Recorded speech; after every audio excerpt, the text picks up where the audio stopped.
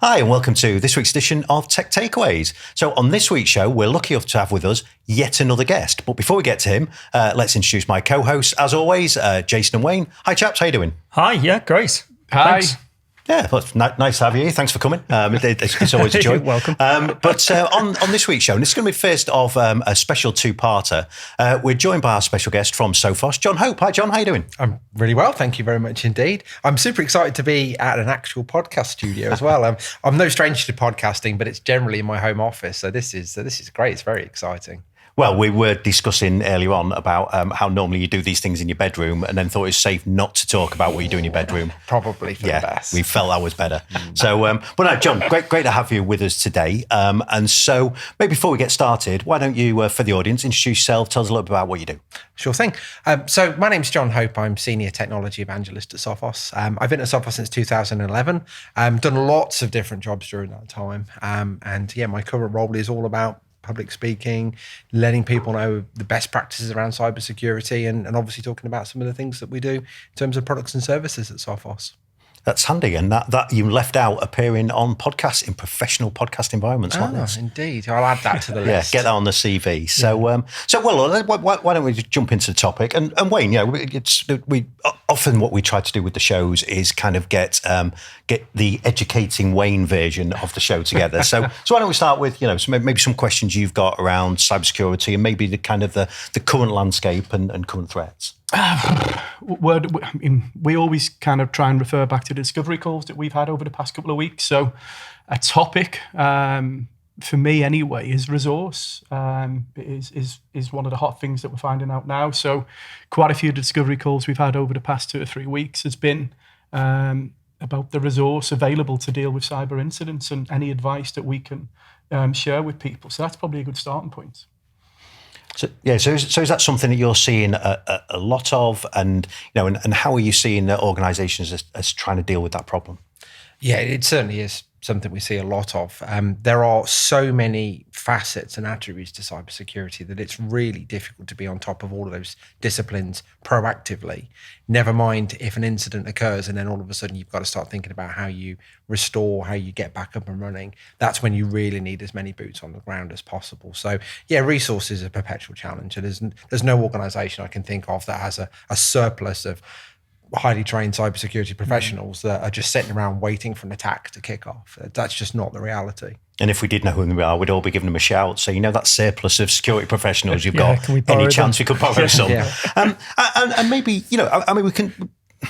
Obviously, resourcing is a problem, and a lot of that is due to kind of the complexity of the problem. And one of the things that I know you talk about a lot is kind of the current cybersecurity landscape. So, in terms of kind of current threats, what you're seeing organisations most concerned about, alongside things like resourcing, what's kind of the landscape as you see it today? It's probably quite a predictable answer, but ransomware is the big thing. Every organisation is and rightly should be concerned about ransomware. That is by far and away the most significant cybersecurity challenge that's happening right now. Jon, just on that, on ransomware. So when we mention ransomware, people often think it's someone getting into my network, encrypting all my files. Is that still the same now as it was a couple of years ago, or has ransomware itself changed? There's a couple of things that have changed with ransomware, absolutely, yeah. And it's really because of the way the criminal gangs are so highly organised. Okay. And if you wind the clock back to when ransomware was originally first making its way onto the scene, it was individuals operating in isolation. And now what we've seen is those individuals, they've coalesced into cybersecurity gangs. And if you look now at the quantities of ransomware that are out there, almost all of it comes from a major cybersecurity gang. And what that means is the cyber criminals, they get economies of scale effectively. So the barrier to launching ransomware is much lower now because there's a whole team of people that can do it. They can do it quickly. That it's almost like a knee-jerk process and reaction.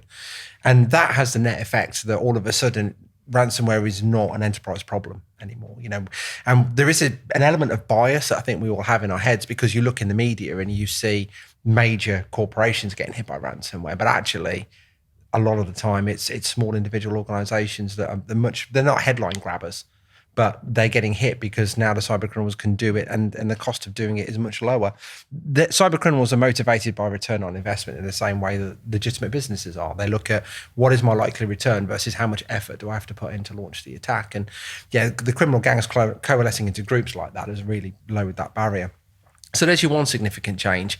The other one is a move to different types of extortion. So you mentioned the classic ransomware where cybercriminals get into an organization, they encrypt all your data, and you pay the money, you get a key to get your files back, and you hope you get your files maybe back. Yeah, absolutely. But because of cybersecurity measures like Intercept X, dare I say it, and then also because of things like backups, the cybercriminals started to experience a bit of a downturn in the number of people that were paying, because if you've got a backup, well, why would you pay the crims, right? If something like your Intercept X or cybersecurity solutions protected you, again, they don't get success.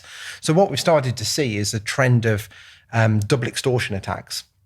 And what I mean by double extortion attack is not only will the cyber criminals encrypt all of your data, but just before they do that, they will steal the data out of the organization. And then what happens when the cyber criminals contact their victim is they got you one way or the other, essentially. You're either going to have to pay because you've got no other method of getting your data back, or if you decline to pay because you've got some recovery methodology, then the next threat is, well, we're just going to make this data publicly available and we'll ruin your reputation that way.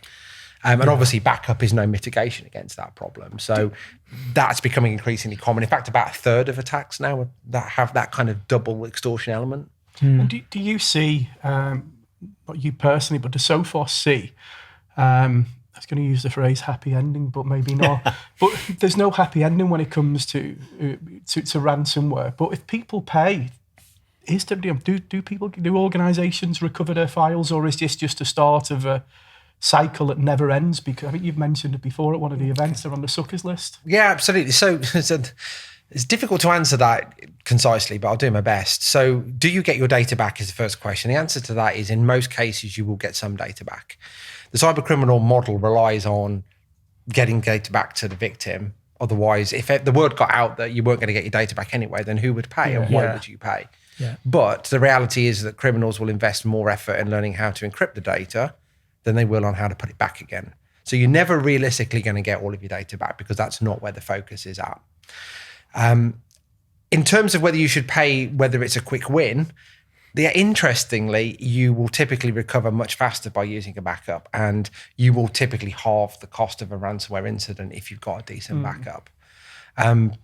And yes, coming back to your point as well, besides the moral and ethical argument associated with paying the criminals off, because you are effectively perpetuating the problem if you pay the criminals off, you've also then got the problem that you are likely to end up on a sucker list. And what I mean by sucker list, if you've not heard the expression before, is essentially a cybercriminal CRM system. So you will be in a database because you are susceptible to ransomware. And if you paid the criminals off, that means that you probably don't have decent backups and your processes aren't there. So you actually become a victim again and again and again in many cases because they know that you're a soft touch, essentially. I always wonder what CRM stood for. Cybercriminal Resource Management. Now I know. May as well in some circumstances. Criminal records management. I think what's very good. I like that, criminal records management. I think what's really interesting in there, because one of the things when I knew you was going to come on and be a guest, one of the things in the back of my mind as a question was going to be, is ransomware still a thing? Because I think we often run the risk in IT where we'll talk something to death and people keep hearing it, and eventually people kind of go deaf to the fact that you're talking about these things.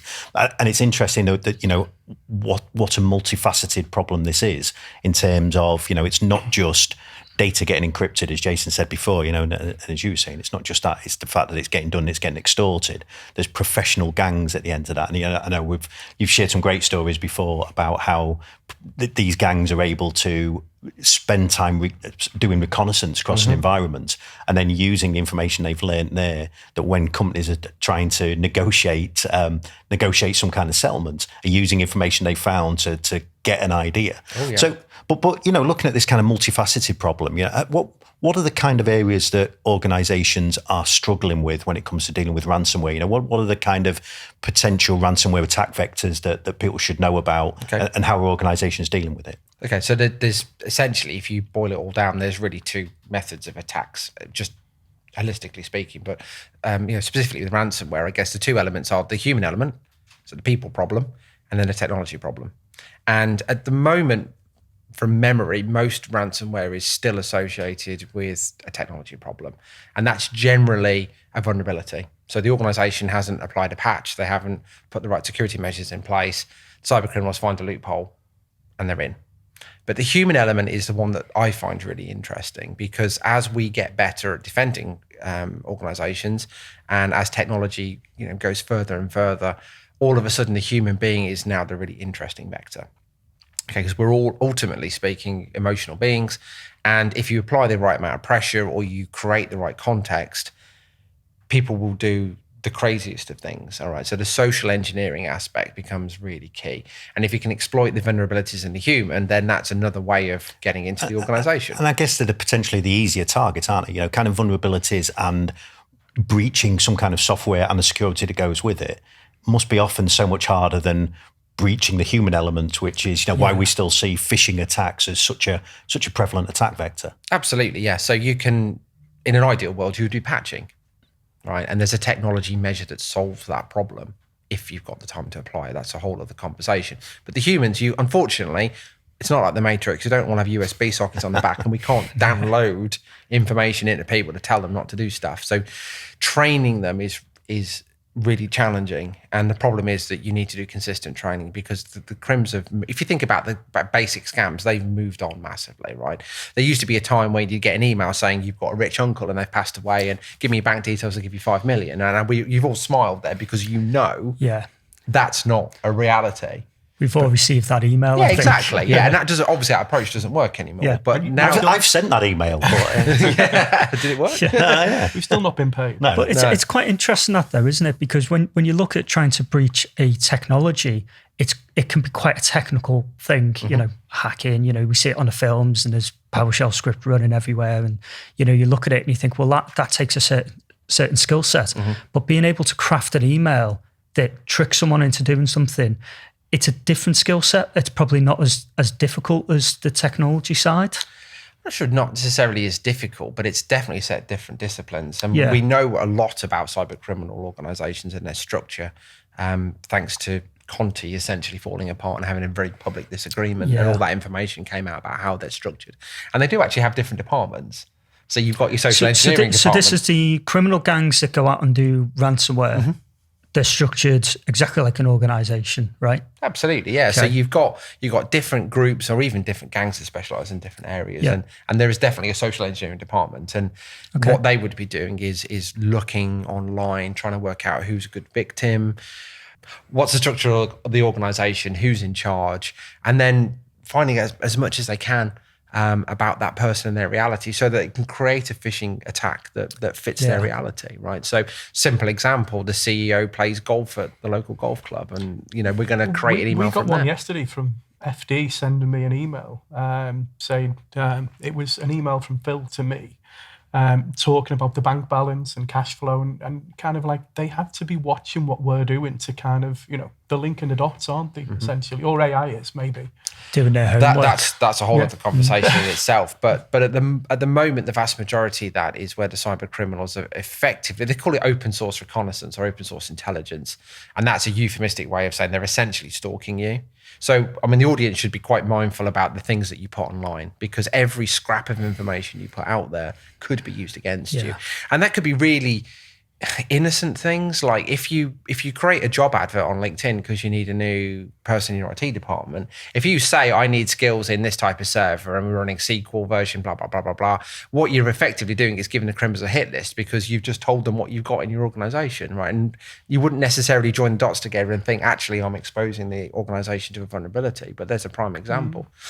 There's obvious stuff as well, like what you put on social media is or having your privacy settings properly, right? Because we still see so many people that have passwords that relate to their pet's name or their football team and what's. And so the kind of things that you put out there, again, like I said, you've got to be mindful that all that stuff can be used against you. Yeah. So John, this has been great. It's fascinating stuff, and the complexity and and the multifaceted nature of the problems that businesses are facing. So for part one of this chat, John, that's been great. Thanks for joining us. So in part two, we're going to talk a little bit more about how we start to plan for and deal with those problems, both from a technology and a people perspective. So if you want to find out about how we deal with some of the problems, if John's scared you enough with what he's told you so far, then do join us next week for part two of this conversation. But for now, John, Jason, Wayne, thanks very much. And hope you've enjoyed this week's Tech Takeaways. And of course, don't forget you can find us in all good homes of podcasts, and don't forget to subscribe here on YouTube or wherever you get your podcasts. But until next time, thanks for watching.